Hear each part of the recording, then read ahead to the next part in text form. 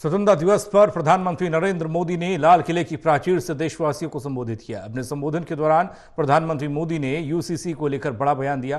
प्रधानमंत्री मोदी ने कहा कि हमें कम्युनल नहीं, सेकुलर सिविल कोड चाहिए।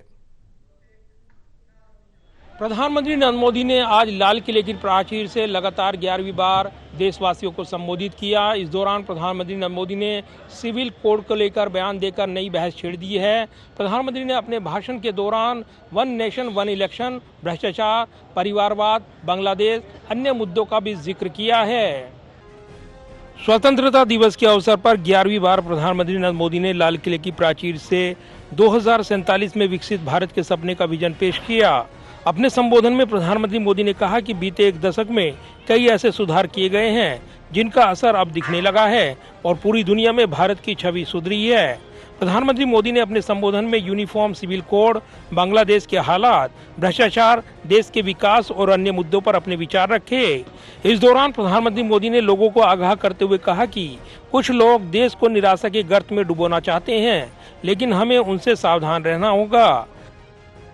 अगर संकल्प लेकर के चल पड़ते हैं, एक दिशा निर्धारित करके चल पड़ते हैं, कदम से कदम मिलाकर, कंधे से कंधा मिलाकर अगर चल पड़ते हैं तो चुनौतियां कितनी भी क्यों ना हो, अभाव की मात्रा कितनी ही तीव्र क्यों ना हो, संसाधनों के लिए जूझने की नौबत हो तो भी हर चुनौती को पार करते हुए हम समृद्ध भारत बना सकते हैं। हम 2047 विकसित भारत का लक्ष्य प्राप्त कर सकते हैं। प्रधानमंत्री नरेंद्र मोदी ने लाल किले की प्राचीर से यूनिफॉर्म सिविल कोड पर बोलते हुए कहा कि हमारे देश में यूनिफॉर्म सिविल कोड की चर्चा चल रही है। देश की सुप्रीम कोर्ट भी हमें यूनिफॉर्म सिविल कोड के लिए कह रही है और देश के संविधान निर्माताओं का भी ये सपना था। पीएम मोदी ने कहा कि जो कानून धर्म के आधार पर देश को बांटते हैं, जो ऊंच नीच का कारण बनते हैं, वैसे कानूनों के लिए देश में कोई जगह नहीं हो सकती। हमने सांप्रदायिक सिविल कोड में 75 साल बिताए हैं, अब हमें सेकुलर सिविल कोड की तरफ जाना होगा।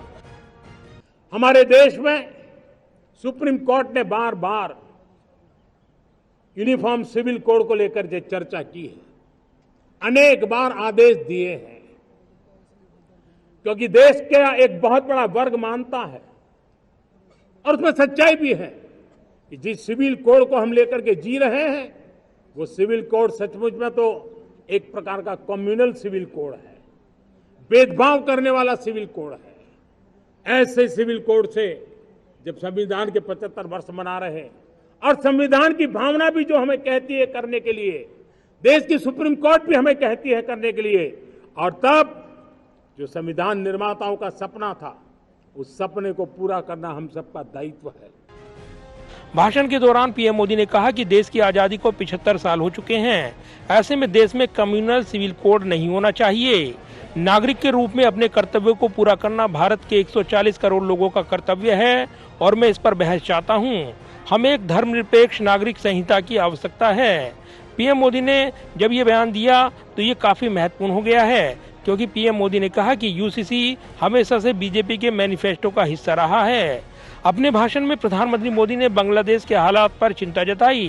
पीएम मोदी ने कहा कि बांग्लादेश में जो कुछ हुआ है, पड़ोस देश होने के नाते हम हालात को लेकर चिंतित हैं। हम उम्मीद करते हैं कि वहाँ हालात जल्द सामान्य होंगे, साथ ही वहाँ के हिंदू अल्पसंख्यकों की सुरक्षा सुनिश्चित हो।